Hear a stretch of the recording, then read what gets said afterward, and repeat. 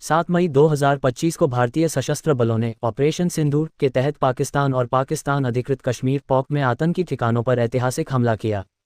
इस ऑपरेशन का मुख्य उद्देश्य 22 अप्रैल 2025 को जम्मू कश्मीर के पहलगाम में हुए आतंकी हमले का बदला लेना था, जिसमें 26 लोग, ज़्यादातर हिंदू पर्यटक, मारे गए थे। इस हमले की जिम्मेदारी लश्कर-ए-तैयबा के एक सहयोगी संगठन ने ली थी, जिसके सरगना हाफिज सईद को भारत ने निशाना बनाया। भारतीय सेना ने हाफिज सईद के आतंकी संगठन जमात-उद-दावा के मुख्यालय मुरिद के सहित 9 आतंकी ठिकानों पर सटीक मिसाइल हमले किए, जिनमें से 6 मिसाइलें अकेले हाफिज सईद के अड्डों पर दागी गईं। ऑपरेशन सिंदूर की पृष्ठभूमि। पहलगाम आतंकी हमले के बाद भारत ने कड़ा रुख अपनाते हुए आतंकवाद के खिलाफ निर्णायक कार्रवाई का वादा किया था। इस हमले ने भारत-पाकिस्तान के बीच तनाव को चरम पर पहुंचा दिया। भारतीय खुफिया एजेंसियों ने पुष्टि की कि हमले की साजिश पाकिस्तान के मुरिद के, बहावलपुर और मुजफ्फराबाद जैसे क्षेत्रों में रची गई थी, जहां लश्कर-ए-तैयबा और जैश-ए-मोहम्मद जैसे संगठनों के प्रशिक्षण शिविर सक्रिय हैं। भारतीय सेना, नौसेना और वायुसेना ने संयुक्त रूप से इस ऑपरेशन को अंजाम दिया, जो 1971 के युद्ध के बाद तीनों सेनाओं का पहला संयुक्त हमला था। मुरिद के में हाफिज सईद के ठिकानों पर हमला। मुरिद के, जो लाहौर से 30 किलोमीटर दूर है, लश्कर-ए-तैयबा का गढ़ माना जाता है। ये वही स्थान है जहां हाफिज सईद ने 1990 से अपनी आतंकी गतिविधियों का संचालन किया।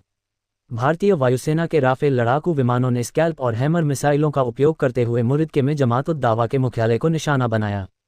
एक मस्जिद, जिसे हाफिज सईद द्वारा संचालित बताया जाता है, भी इस हमले में तबाह हो गई। भारतीय सेना ने दावा किया कि कोई भी पाकिस्तानी सैन्य या नागरिक सुविधा निशाना नहीं बनी, केवल आतंकी ठिकाने ही नष्ट किए गए।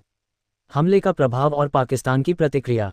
हमले के बाद मुरिद के और बहावलपुर में बिजली गुल होने की खबरें आईं और स्थानीय मीडिया ने दावा किया कि 30 से अधिक आतंकवादी मारे गए। पाकिस्तानी सेना ने दावा किया कि उसने 5 भारतीय लड़ाकू विमानों को मार गिराया, हालांकि भारत ने इसकी पुष्टि नहीं की। पाकिस्तान के रक्षा मंत्री ख्वाजा आसिफ ने हमलों को युद्ध की कार्रवाई करार देते हुए जवाबी कार्रवाई की धमकी दी।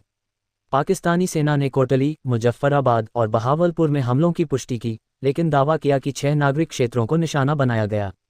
भारत का रुख और वैश्विक प्रतिक्रिया। प्रधानमंत्री नरेंद्र मोदी ने रात भर युद्ध कक्ष से ऑपरेशन की निगरानी की। भारतीय सेना ने सोशल मीडिया पर लिखा, जस्टिस इज सर्व्ड। जय हिंद। इस ऑपरेशन को पहलगाम हमले के जवाब में सटीक और संयमित कार्रवाई बताया गया। राष्ट्रीय सुरक्षा सलाहकार अजीत डोवल ने अमेरिकी समकक्ष मार्को रूबियो को कार्रवाई की जानकारी दी। अमेरिकी राष्ट्रपति डोनाल्ड ट्रंप ने भी हमलों पर अपनी पहली प्रतिक्रिया दी, हालांकि इसका विवरण स्पष्ट नहीं है। आगे की राह। ऑपरेशन सिंदूर ने भारत की आतंकवाद के खिलाफ जीरो टॉलरेंस नीति को रेखांकित किया है। हालांकि इस हमले ने भारत-पाकिस्तान संबंधों को और तनावपूर्ण बना दिया है। पाकिस्तान की ओर से जवाबी कार्रवाई और लाइन ऑफ कंट्रोल लॉक पर बढ़ती गोलाबारी ने स्थिति को विस्फोटक बना दिया है। भारत ने उत्तरी क्षेत्रों में हवाई अड्डों को बंद कर दिया है और अपनी वायु रक्षा प्रणाली को सक्रिय कर दिया है। निष्कर्ष। ऑपरेशन सिंदूर भारत की आतंकवाद के खिलाफ निर्णायक कार्रवाई का प्रतीक है। हाफिज सईद के ठिकानों पर 6 मिसाइलों के हमले ने पाकिस्तान को सख्त संदेश दिया है कि भारत आतंकी गतिविधियों को बर्दाश्त नहीं करेगा। हालांकि इस कार्रवाई ने क्षेत्रीय स्थिरता पर सवाल खड़े किए हैं और वैश्विक समुदाय इस तनाव को कम करने की कोशिश में जुटा है।